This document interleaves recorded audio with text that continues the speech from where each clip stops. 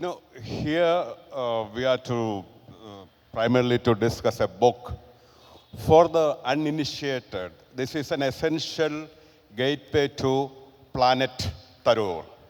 And for the growing number of Shashi files, they are multiplying every day. This is a very curated buffet sourced from some of his finest writings.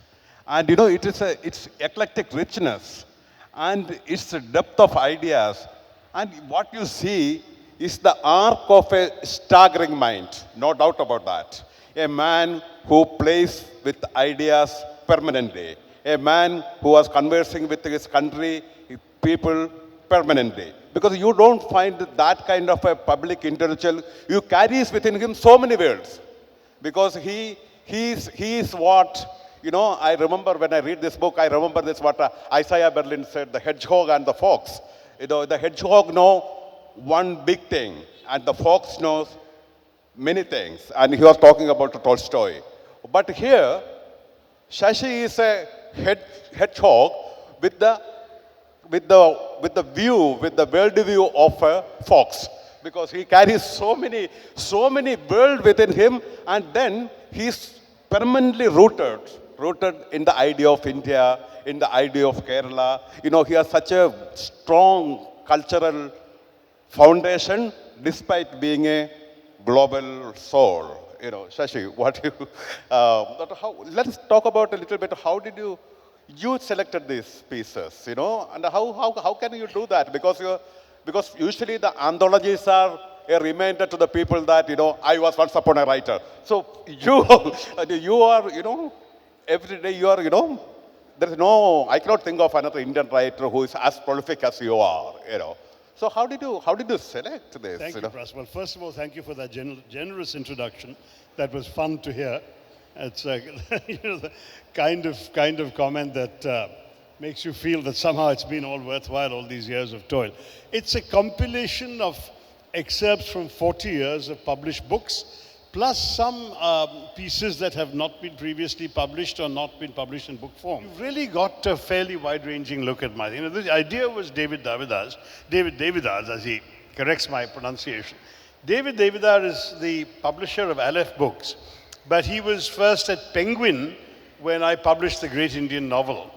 At that time, I had published it in the UK, but I had insisted, ahead of my time, people might say, on keeping out of the UK contract the rights for India, saying I wanted a more affordable edition for my Indian readers.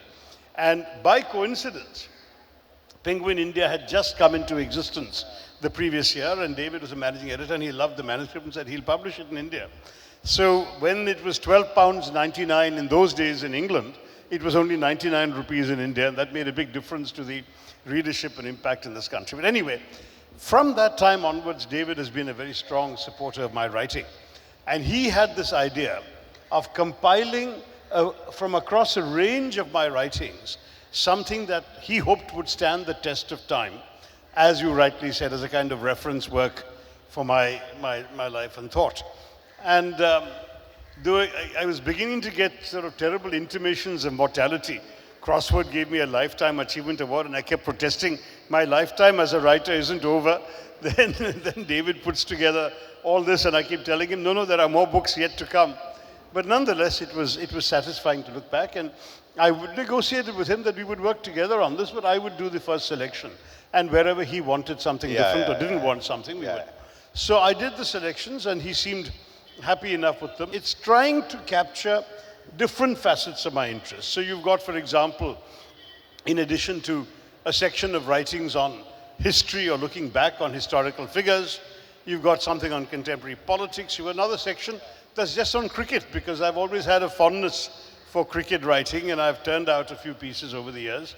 And he wanted a selection of some of the better ones. There's even a few pages of poetry. There's fiction, of course, even though now it's been 21 years since I have written any fiction. But at least 4 of my first 5 books were fiction, so I had that background. So anyway, the answer to your question is a bit complicated, but it's a bit of all of these things to leave behind, if you like, a sort of solid 1-volume insight into my work in the hope that it might impel people to go back and read the full book. Yes, yes. You know what? Because you are an active writer and you are an active politician. Because there is a great tradition of, the philosopher king. Because a writer in a public space. And we have a great tradition in India from Gandhi onwards, Nehru. Internationally, we had Havel, Churchill, this kind of thing like that. India, we don't have. And because they redeem to some extent politics as usual. So, but there is a contradiction somehow. There is a conflict. Because a public intellectual, his world is built on a great moral foundation. And your daytime job as a politician, increasingly in politics, not the politics as usual, without a moral content. Increasingly. Politics as usual, not the idealistic politics. But I've tried not to let the politics interfere with my moral values, in the sense that I made it a point not to lie. I don't say things I don't believe. Yeah. I will sometimes say things, how can I put it this way? I would prefer silence to misrepresenting my own convictions. And when you're in a parliamentary system, loyalty to the party is fundamental. The party doesn't always agree with me. I don't always agree with the party. But in most cases, with a couple of, I think, honorable exceptions, I have just preferred to stay silent rather than disagree with the party line. Yeah. But in a couple of cases where I thought my constituency's interests were at stake, I did disagree with the party. Yeah. And so far I've survived. I know. You think that sometimes people like a writer politician, because a professional who became a politician, sometimes you can redeem to a great extent the politics as used from the professional politician. Do you find there is a cultural difference? The professional politicians are still 99% of the profession. Yeah, yes. And therefore, when someone like me came in, there was naturally a lot of suspicion and resentment, which took a long while to dissipate, and in some quarters has not even fully gone 15 years later. But I will say that I think now there is a degree of acceptance, certainly amongst the general public, even amongst large sections of the political class, that I have come in from a non-political background, but I have a political contribution that's worth making, and I'm making it. Now, I will say to you that morality is only a part of it. I think morality has to be there as a question of your personal integrity. That, there are some things you won't do and you don't do because you have your own personal code. And that's something which I'm proud of. I stick to it. To be honest, if the worst comes to the worst, and the price I have to pay for my morals is that I don't remain in politics, I will walk away without any worries. Great. Because who I am, in the end, is more important to me than what position I may hold. Now, that's something which I think you realize. I once said in a different context, a different interviewer, I'm already a former minister. One day I'll be a former MP, but I don't intend to be a former writer. And that's, after all, who I really am. That's the most important essence of who I am. So that's the spirit in which I'm approaching this. When I look at what you're saying, I appreciate there is a lot of business as usual, politics as usual. The professional politics dominate. The professional politicians often put expediency over, and because they are the overwhelming majority, one lonely voice. I mean, one example is, it's widely known, so I'm not really talking out of school. I am a dissenter on the whole phenomenon of parliamentary disruption. But overwhelming majority of politicians are in favor of disrupting parliament rather than debating. And I don't understand the logic of it. I mean, I see what they see in it, but I don't particularly think that the general public is well served by disrupting parliament. But in the end, when you're one person and there are 99 on the other side, you just go along. You have no choice. Yeah. I want to come back to the one section of the book, let's discuss that. Whether you are talking about your icons, the giants or the great giants of ideas who shaped your mind to some extent, from the inner mind. But there is a disillusionment also, because you talk about Nehru, for example. There's a great, do you need to dismantle your historical figures to define the present? So there is a project. Do you have to repudiate Nehru to define what the new India, or Do you have to diminish Gandhi to some extent, even define the Congress party? You know what I mean. So, But clearly our ruling party seems to think they do need to diminish these figures, and I don't agree with them. Okay. I mean, I will say that historical figures have a role in the past, and the past has value in and of itself. But if you want to reinterpret the past to serve the petty political purposes of the present, then you have an agenda through which you're looking at the past, which is not necessarily an agenda that everyone shares. Now, I have not been uncritical of Nehru. I know I'm often dismissed as a die-hard Nehruvian and so on, but if you read my biography of Nehru, I am critical of some aspects of his legacy and some aspects of his conduct while in office. But to my mind, there is absolutely no diminishing the stature of the man, what he contributed to erecting India. I even subtitled my book, The Invention of India, because the intellectual ideation that led to our understanding of the new nation that had been created in 47, including Nehru's own acknowledgement of the civilizational past of our state for 3,000 years, that I don't think there was anyone else at that time who contributed in quite the same way and quite the same measure as Nehru. And we all lived in Nehru's India for many decades after his death. Now it's being challenged. Certainly in the beginning of the century, when Atal Bihari Vajpayee was in power, there was already some beginnings of serious questioning of Nehru. And I wrote my biography in 2003 when these rumblings had been taking on a certain dimension. I thought it would be useful to address what Nehru stood for. And then Penguin republished it under Narendra Modi in 2017 because there was now a full-blown assault by name on Nehru. Everything was Nehru's fault. And I thought it was time to re-examine that. What's interesting is this is the stuff of contemporary politics. In Parliament, I have engaged in at least 2 duels with Amit Shah on Nehru's role in 47 and Nehru's role on Kashmir. And the fact is that for them, pointing a finger at Nehru becomes a fundamentally important issue. But equally, it also works in the other way.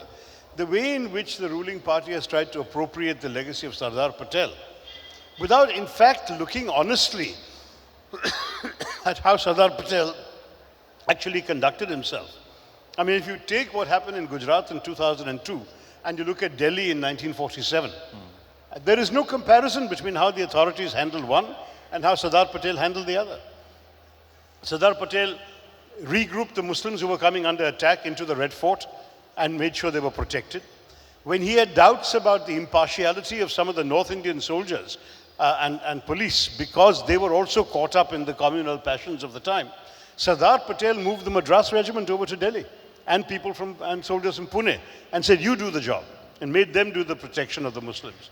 Sardar Patel went to Nizamuddin Sharif and prayed in order to show the Muslims that their faith had equal acceptance on Indian soil. And then he traveled to Amritsar and begged the Sikhs and Hindus who were butchering Muslims on the trains heading to Pakistan, do not do this. This is not what we have fought for our independence for. Look at the difference in the way in which he approached disorder and partition and the way in which our current ruling party conducted itself in 2002. So I think you've got to admit that history shows different directions and different lessons. Exactly. And it can be useful to point to. But I don't think one needs to diminish what people achieved in their own time, in their own context. I fully agree with you. Increasingly, when you add the adjective great to nations, great India or the make America great again, there is some amount of iconoclasm goes along with that. You read the past with the moral or political requirement of the present. That's where it comes from. But the thing is, India, it's my Patel, your Patel, my Savarkar, your Savarkar, and this, because these are our common heritage. You cannot have this selective division of the past.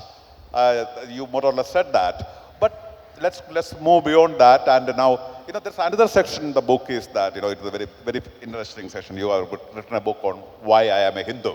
It's an amazing title, because you don't read a book like Why I'm a Christian by an American public literature. Why we still have the need to, as a writer I'm asking it, I'm not questioning it, why do you need the why do you feel the urge to define Hinduism even now? It shows us some kind of anxiety, or why? Well, first of all, Pras, I mean, the truth is that it wasn't my perception. It is the fact that Hinduism had been injected full force into the body politic since 2014.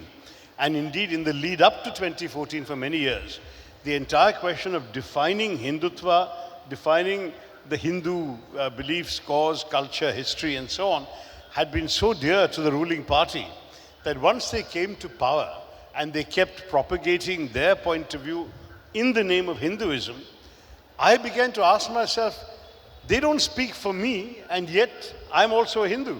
So what is my Hinduism and how does it differ from theirs?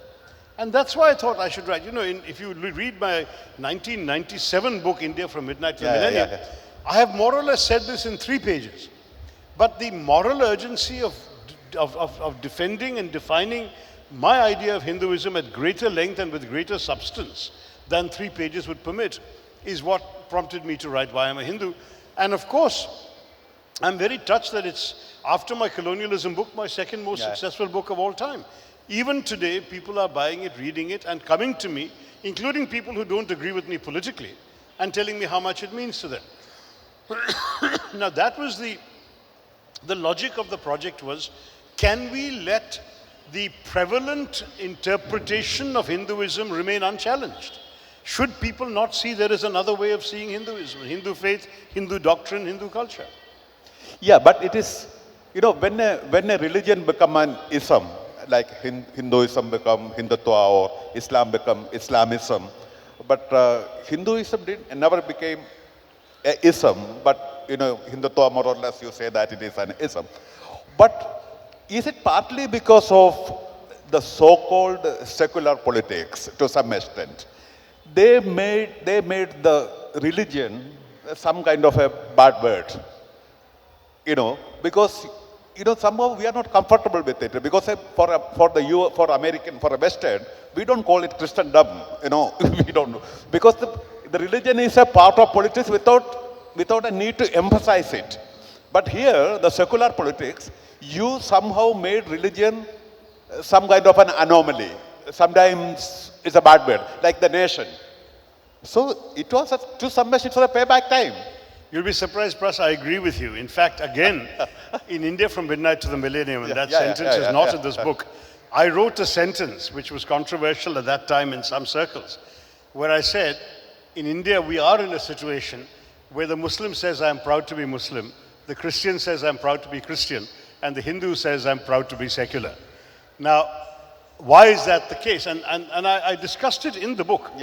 But I discussed in the book, it's partially because indeed the Hindu is such an overwhelming majority that the onus of accepting and embracing people of other faiths is inevitably upon the Hindu, because the Hindu is at that point 82%, now 80%, whatever it may be, 81. Now the fact is that is an important distinction. And the second thing is, of course, that my understanding of Hinduism I grew up with, and from my own parents and from my own teachers, and certainly from Swami Vivekananda, is that we should rejoice in the Muslim being proud of being a Muslim and the Christian being proud of being a Christian, and also be proud of who we are. The important thing is, it is not the job of a good Hindu to tell a Muslim how to be. It's not a job of a good Muslim to tell a Hindu how to be. Ultimately, everyone should be themselves. As long as they don't hurt the other, what's the problem? You talk about you won't use the F word, fascism. You know, you wrote it, and you know, because today in the current political conversations, there is some kind of an intellectual laziness. You call any little political authoritarian, a little bit of political strongmanship is fascism. Any little clashes between two communities as genocide. So I find this kind of intellectual laziness and diminishing these words, you know, diminishing, and you are reducing history to certain stereotype to, you know, you are creating a context to justify your political text. So how do you, but you don't, you... No, again, I agree with you on this, because I have written about my refusal to use that word. Even though I know, unfortunately, in our political discourse in Kerala, it's very commonly used. Yeah, exactly. And I have to say it's because I believe, first of all, that it has a particular historical, political, and cultural context. Secondly, because it's not fully applicable, because we are, despite all our flaws, still a functioning democracy, which they were not. A fascist state cannot be democratic. And then thirdly, because of what you just said, it dilutes the power of those concepts if you apply them too indiscriminately and too loosely. So let us say that there are worrying signs that are reminiscent of some of the signs that led up to fascism, which is a too boring but nuanced but certainly more accurate way of talking about some of the signs. In fact, I quoted in one of my books, I think it was The Battle of Belonging, but I could be wrong. As Pras says, I'm too prolific for my own good sometimes. But I've quoted in one of my books a very famous essay by Umberto Eco in what he called Ur-Fascism, where he described, I think it was 10 or 11 elements that he said were fundamental to understanding when a fascist situation was arising. And unfortunately, there are glimmerings of all of these elements that Umberto Eco has identified in the conduct of our present ruling party and government, except for the fact that they don't function in a totalitarian environment. They function where there are opposition parties, where there are opposition state governments, where they themselves can win and lose. And so therefore there is still hope of unseating. In the case of Mussolini and Hitler and so on, the more typical embodiments of fascist state, even later the Portuguese state and the Spanish state, you didn't have the possibility of challenging the state either in its fundamentals or in its electoral work. Yeah, so let's move from the F word to the M word. So, you know, I find you have a lot of problem with Modi, but at the same time, there is a sneaking admiration for him, as a politician, Modi as a politician. So, am I right? Yeah. I mean, I've actually said in a speech in which Sonia Gandhi ji was sitting in the audience, that I said, Mr. Narendra Modi, the son of a tea seller becoming prime minister, is the finest tribute to Indian democracy that was instilled in us by Nehru.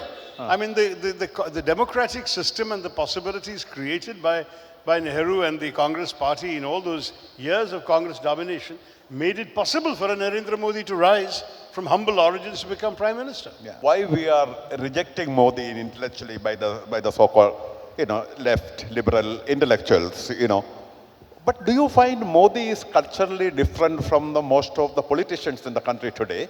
Because we are a country where the hunger for power is a bad word, because as some kind of morally, disagreeable word, hunger for power. But here is a politician who really believes that power is change. You need power is change. And sometimes across, and your leader, not the, your young leader, but he is meditating on power, but it's evangelical on power, but there is no any real spirited struggle for power. Do you find this dichotomy?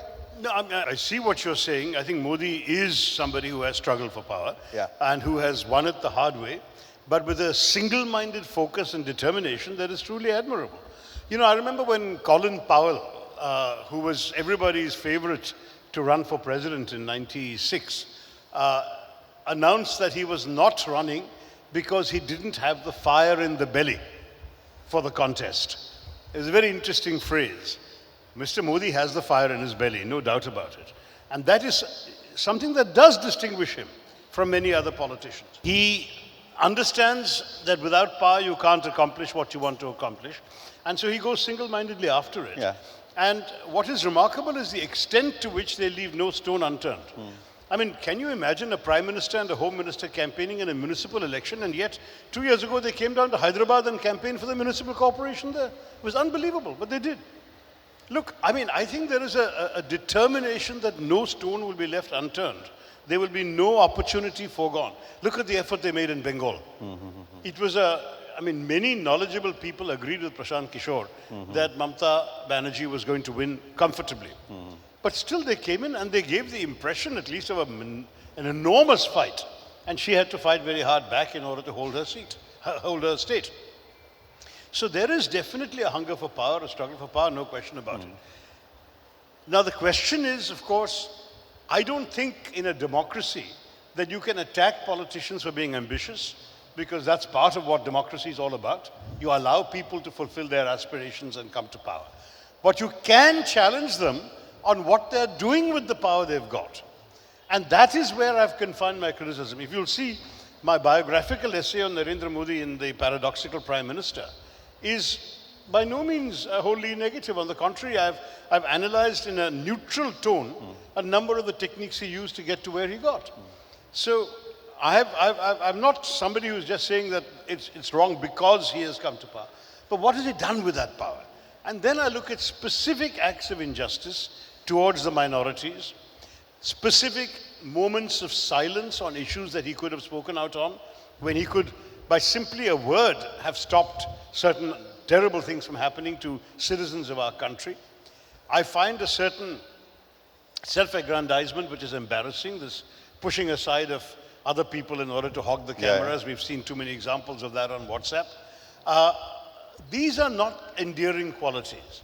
And at the same time, the fact that we have seen a relentlessness in exacting conformity. In other words, if an editor, if Prasannarajan writes a couple of very nasty articles about Mr. Modi and the BJP, I'm sure nothing will happen to him initially. But his owner will get a tax raid and an ED visit and God knows what else. That is the way in which this government has been functioning. We saw this with Dainik Bhaskar. We saw this with other publications. So you can't entirely say that this is purely a democratic lust for power, because at least in the old days, those who came to power in our democracy played by the existing rules to a much greater extent. I don't deny that various people have flirted with temptations to misuse power. But there has been never such a wholesale use of the institutions of state to the extent that the autonomous institutions in our democracy have been hollowed out and reduced essentially to rubber stamps, including Parliament itself. I've never seen Parliament becoming more of a notice board and a rubber stamp in all my years of studying it from outside and all my years of working in it. Now, after all, I mean, I can tell you there is not one single bill in which a single opposition suggestion has been taken on board by the BJP. There is not, in fact, the percentage of bills being referred to committees is lower than ever before. We had, I think when Congress was in power last time, they were criticized because only 63% of bills were referred to committees under UPA. In BJP, it was 11%. That was, so you actually have bills being passed after 7 minutes of discussion in the House. It makes no sense. But these are the kinds of things that make you wonder, where is our parliamentary democracy gone? The argumentative Indian and the deliberative democracy that we're supposed to celebrate. Where has that left us? Where has that been abandoned by us? That's why we need to fight Mr. Modi. It's not about whether the F word applies or doesn't apply. You know, as a public intellectual and a politician, you know, you won't be able to talk with the same kind of eloquence about your own party or your own leader. I understand the constraints of being, but nevertheless, how do you assess, how do you put these guys together? Rahul Gandhi on the one side and Modi on the other side. But Rahul Gandhi is always meditating on the power, and the walking was good as long as he doesn't talk. So how do you find the difference between Rahul as somebody as a future leader and Modi as the current leader? He thinks he wants the future of India. Right. Well, I mean, I think Modi, no doubt, is shaping an India of the future. Whether you call it New India as he does or whatever else. It is an India which has a number of components that I don't have a problem with and a number of components I do have a problem with. So where I might think that the majoritarianism, the bashing of minorities, the demonization in particular of Muslims, the reinvention or demonization of the past, the many, many things we can point to. Who can object to the emphasis on technology and the building up of the tech stack? other than if it's misused for super surveillance purposes. Yeah. But otherwise, the tech stack is being admired around the world as something which India has really contributed, and it's been achieved principally under the Modi government, and I give them credit for that. No one can object to actually building more toilets. The one would like to see more more water flowing in all those toilets. No one can object to gas cylinders, but one wishes that there would be a way to subsidize them so that poor people could afford refills. Most of the women who got these gas cylinders could never buy a second cylinder. So there are flaws, but the intentions there, I do applaud. I also applauded International Yoga Day. I thought it was a good example of India's soft power. I applauded when he convened the World Sufi Conference. Unfortunately, he never repeated it. It was in his first year in office. He convened the World Buddhist Conference. That too we have not built upon. There are other aspects of our soft power that he seemed to see merit in, but has not followed through. So I am not an uncritical, I'm not a wholly critical Modi. I know that, yeah. But on the question of Modi's other things which we have anatomized versus Rahul Gandhi has achieved three very important things, I think, in the course of this Bharat Jodo Yatra. I think first he's destroyed the image that he is a shoot and scoot politician, somebody who will say one thing one day and get on a plane and go abroad for a holiday the next, that kind of image, which by walking 135 days in an extraordinarily consistent manner, showing his stamina, showing his dedication, showing his determination, I think he's dispelled that. Secondly, he's dispelled the criticism of many of those who left the Congress in disaffection, that he's unapproachable, inaccessible, etc., by actually talking to people throughout the march. So 10, 15 people were coming up to him while he was marching every time, and he was talking to them 10, 15 minutes, holding their hands, putting his hand on their shoulder, learning about their problems, their issues, listening to them. Remarkable. That ends the inaccessibility argument. And this charge that he was not a serious politician, he has dispelled by holding a dozen press conferences on every serious issue, from weavers to farmers to fisherfolk to the hatred spreading in the country, to the farmers' agitation, all sorts of issues. And how often has Mr. Narendra Modi held a press conference since 2014 in which there were unscripted questions and answers? None. So Rahul Gandhi, I think, has very effectively put himself up in contrast to the very different style of Mr. Modi. When Mr. Modi seems not to be following a script, he's actually reading a teleprompter. Rahul Gandhi is not. Mr. Modi's, shall we say, style of leadership has very rarely involved consultation. And I'm hoping that what this yatra has signaled is that Rahul Gandhi wants to show the merit of the old 2014 slogan of UPA, which was "Main nahi hum," not just me, us. And that, I think, is a big difference again. Because the Modi government has been all about me, me, me to a very great extent. Whereas Rahul Gandhi appears to be saying that he will support a collective leadership of experienced and qualified people from the opposition. So let's see. I mean, I accept that the mathematical odds in this election are not going to be easy for us to overcome. That's definitely the case.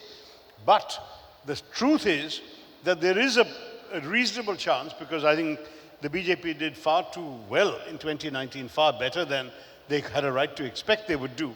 And they cannot repeat their performance in many states. They got every single seat in Haryana, Rajasthan, and in Gujarat. They won all but one seat in Bihar, Maharashtra, and Madhya Pradesh. They won 18 seats in Bengal. They won whatever it was, 17 seats in Karnataka. Those are not replicable numbers. And it's just mathematically, if you go state by state, it seems the BJP is destined to lose 50 to 60 seats in the next election. Where are they going to make that up? Are they going to twist the arms of some opposition party to support them? We'll have to see. But I'm just saying that I don't think this election is over by any means. Though I agree with you that it's not axiomatic that Congress will come to power, because we don't have by ourselves the capacity to do that. It will have to be an opposition coalition, a front, along the lines we've seen in past years. You know, do you find it's difficult to match your ideals, political ideals, with the party you represent? Because you find internally some kind of a disillusionment, a frustration. Some of the concept you value so much, you cannot disappointed by the Congress. It wasn't so much about ideas, Pras. The frustration was about modus operandi. See, a political party is both, on the one hand, a set of ideas, values, principles, and policies, and on the other, a vehicle to translate those ideas into power. Now, that vehicle is what we call the organization. How does it function? How are people consulted? Do you have an opportunity to be heard? Is there decision-making in a collegial way? Various other things like that. And on that, I spoke out during the presidential campaign. Since I have lost, I don't see any point in rehashing those points again. I know. But I at least turned out to be an outlet for those who had expressed their discontent to me over the years. And that discontent at least was given an airing, which frankly is more than has been possible in any other party. At least in the Congress, there was an election. We were able to speak up. It wasn't a particularly, shall we say, even playing field, as we pointed out at that time. But I gave it my good shot, and I was able to articulate the genuine concerns of a large number of party workers. That much I should give Congress credit for. I really believe that in your defeat, you made a great victory of making a big point. You know, that I think that certain defeats are more magnificent than the victories. And but